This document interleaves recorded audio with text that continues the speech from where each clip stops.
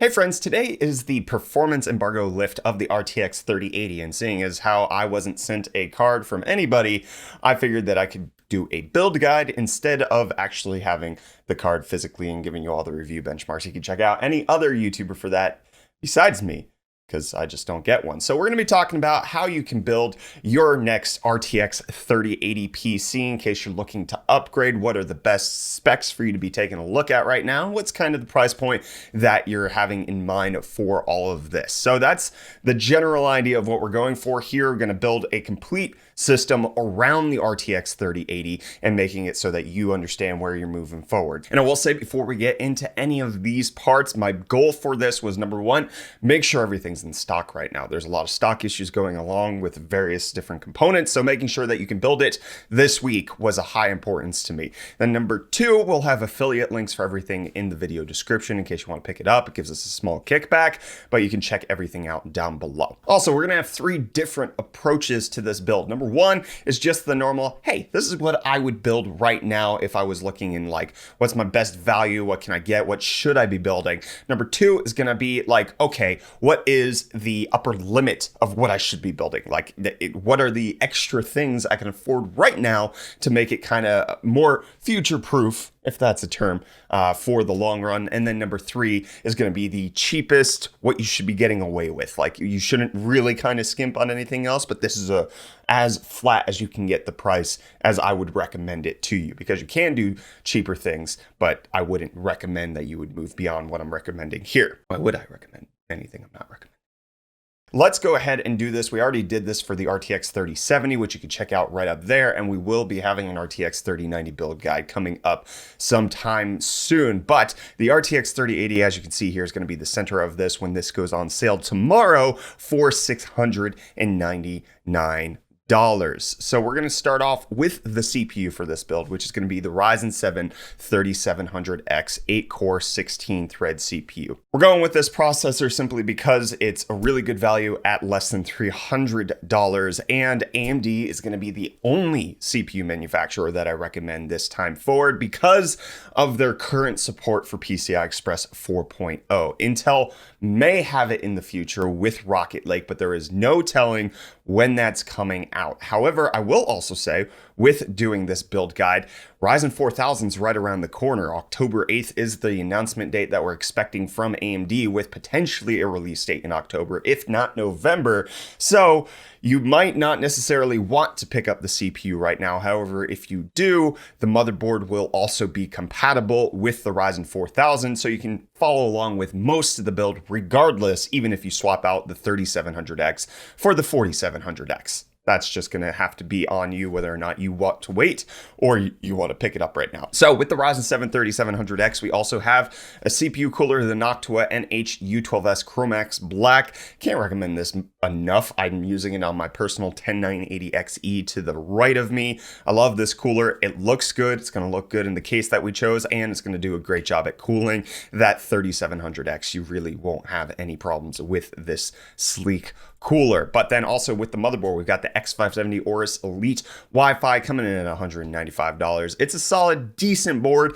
The best value board that's kind of out there right now is typically the X570 Tomahawk from MSI, but that's out of stock. So the Aorus Elite is really going to hold you over. It's going to be as good as the Tomahawk. The Tomahawk's just a better value because it's typically a little bit of a cheaper price, but right now, because it's out of stock, it just doesn't even make sense to talk about it. Some of you might be wondering, with the launch of the Ryzen 4000 series, will there be another motherboard that you should replace this with? The X670 is expected to be announced alongside the Zen 3 chips, but you likely won't be getting that much more out of another motherboard. So actually going with X570 right now really won't hinder you, as far as we're aware, on the next generation of Ryzen chips. That'll actually likely come with Zen 4, but this X570 will support Zen 3, at least according to what AMD has said.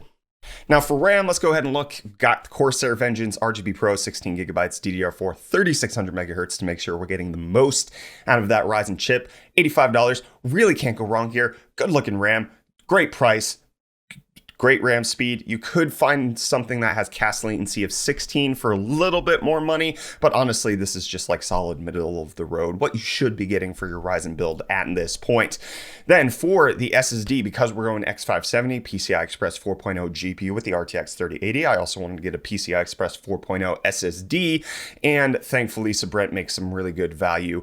1 terabyte drive for the NVMe Rocket 4.0 drive, $220 to set you back 1 terabyte. There's a couple different configurations you can do here.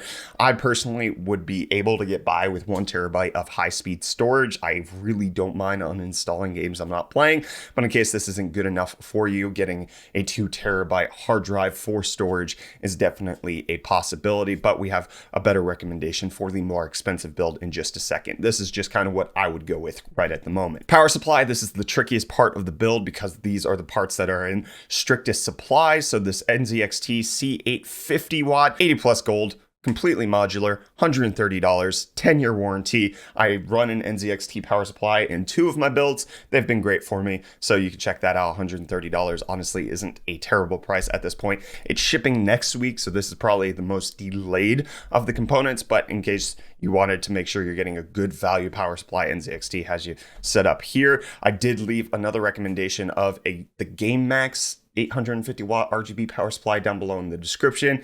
The issue with that one is that it's by a lesser known brand. I am also running that one in my test bench and it's fine, but mileage may vary with an unknown brand. Then GPU, obviously it's the RTX 3080. They're not available as of yet, so this is just 2080s and 2080 Ti's, but this will be live tomorrow with RTX 3080s on Amazon. And then the case, Phanteks Enthoo 719. This kind of fits the higher end budget system that we're looking for right here, $190. You could actually build a second system in here if you so wanted to, but I think the clean, refined look of the 719 is very much in line with what I want. The only thing that you could probably not do with is this view panel on the back for your SSDs, especially since we're going completely M.2, but I really like Phanteks, and at $190, it's kind of one of the more expensive but not terribly priced cases that you could get for this build. So that's the general idea for like the middle of the road. This is where you should be at if you're building an RTX 3080 PC, which is $1,887.87 when everything's said and done. But we do have a cheaper option. I'll cover that in a second. But first, I want to go over what I would say is kind of what you should build if you're going on the higher end of things. Like you want this to be as good as you can possibly get. We're still going to stick with the 3700X. You likely don't need to go higher than that. If anything, like maybe getting the XT chip would be a possibility, but then you're looking at $400 for the 3800 XT, which you could do.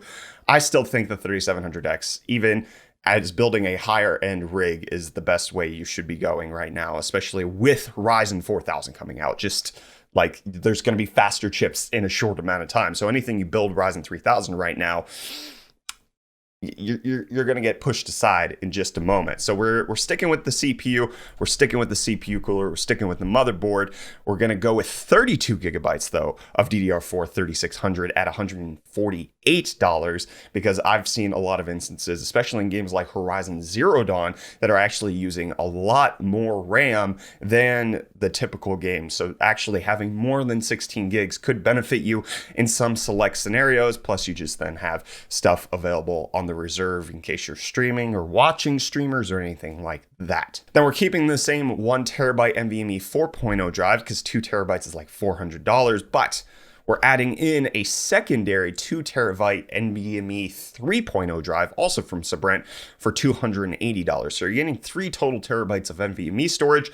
One's the super fast 4.0 at 5 gigabytes per second read and write. This is 2 terabytes at 3 gigabytes per second read and write, but honestly, you're not going to notice the difference. This is just a much better value per gigabyte. Then same power supply, not going to change much there. Same GPU and same case. So that upper end build with the extra RAM and the extra SSD storage is looking to cost you $2,230.86.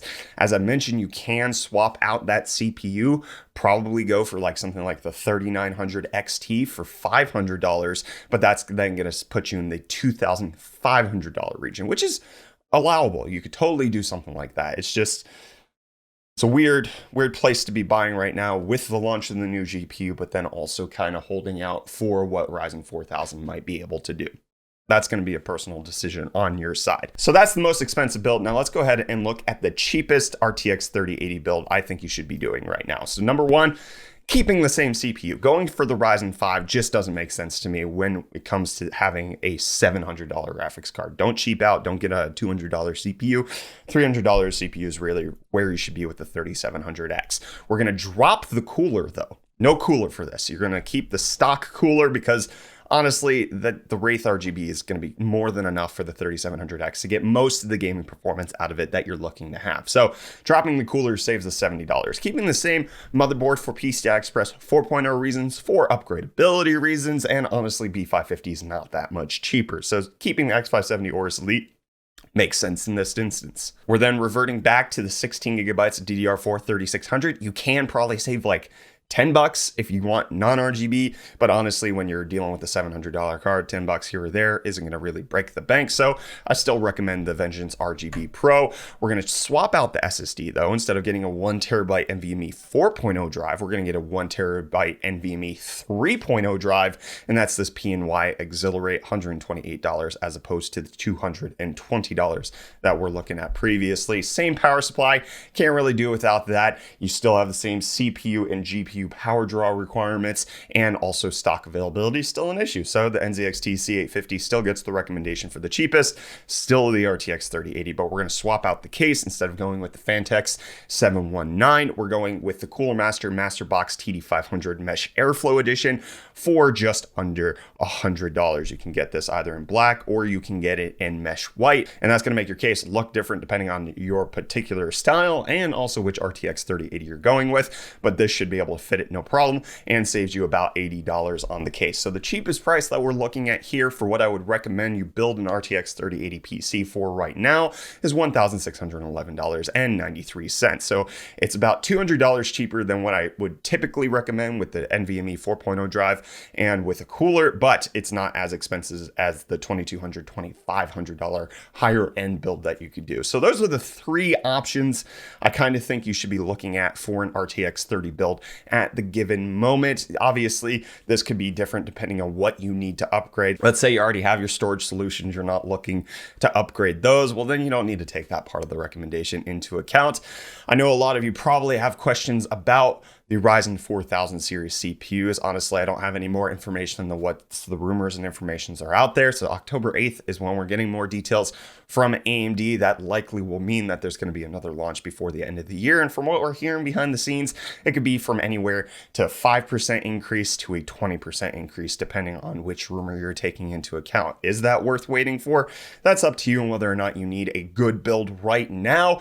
And honestly, up to whether or not these Zen 3 chips are as good as we're potentially expecting them to be. If it's only a 5% increase between the 37 and the 4700X, then maybe it wasn't worth waiting, but you only find that out later on. So it's obviously dependent on your tolerance for risk, whether or not you can hold out, and whether or not AMD is going to deliver on something beautiful with Zen 3. So you let me know what you're thinking of these builds down below in the comment. Are you upgrading to the RTX 30 series? Did you find our RTX 3070 build helpful? I'm keen to hear from you down below in the comments. Don't forget, in the description, we have all of the Amazon affiliate links for the PC build parts that we chose today, as well as a Google Doc description so you can see it all just like put together decently in a nice, more even format. And with that being said, I'm Brett with the Brainish channel. Thank you so much for watching this. Hit the like button if you enjoyed the video. Get subscribed, stay up to date on all of our tech related content. I'll see you in the next video. Bye, friends.